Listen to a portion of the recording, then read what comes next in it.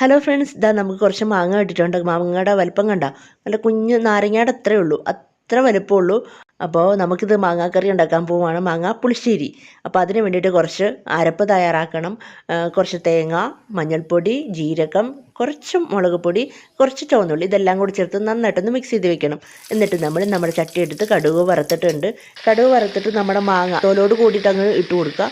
എന്നിട്ട് അതിലേക്ക് നമുക്ക് കുറച്ച് വെള്ളം ഒഴിച്ച് കൊടുക്കാം കേട്ടോ. അതിനുശേഷം കുറച്ച് ഉപ്പ്, ഒരല്പം മഞ്ഞൾപ്പൊടി അതും കൂടി ചേർത്തിട്ട് നമുക്ക് നന്നായിട്ടൊന്ന് അടച്ചു വയ്ക്കാം. ഒരു ശകലം വെന്താൽ മതി കേട്ടോ. അതുവരെ ഒന്ന് അടച്ചു വെച്ച് കൊടുക്കാം. അല്പനേരം കഴിഞ്ഞപ്പോൾ തന്നെ മാങ്ങയുടെ ആ തോലൊക്കെ ഒന്ന് പൊട്ടി വന്നിട്ടുണ്ട്. ആ സമയത്ത് നമുക്ക് അരച്ചു വെച്ചിരിക്കുന്ന അരപ്പ് അങ്ങോട്ട് ചേർത്ത് കൊടുക്കാം. അരപ്പ് ചേർത്ത് നമുക്കൊന്ന് അടച്ചു വെച്ചിട്ട് ഒരല്പം നേരം ഒന്ന് തിളപ്പിക്കണം. അതിനുശേഷം നമുക്ക് തൈര് ചേർത്ത് കൊടുക്കാം. തൈര് ചേർത്ത് അധികം നേരം വേവിക്കേണ്ട ആവശ്യമില്ല, ജസ്റ്റ് ഒന്ന് ചൂടായാൽ മതി. അതിനുശേഷം അവസാനത്തെ ഇൻഗ്രീഡിയൻറ്റ് ഒരല്പം ശർക്കരയോ അല്പം പഞ്ചസാരയോ ചേർത്താൽ മതി. അങ്ങനെ നമ്മുടെ മാമ്പഴ പുളിശ്ശേരി റെഡി ആയിട്ടുണ്ട്.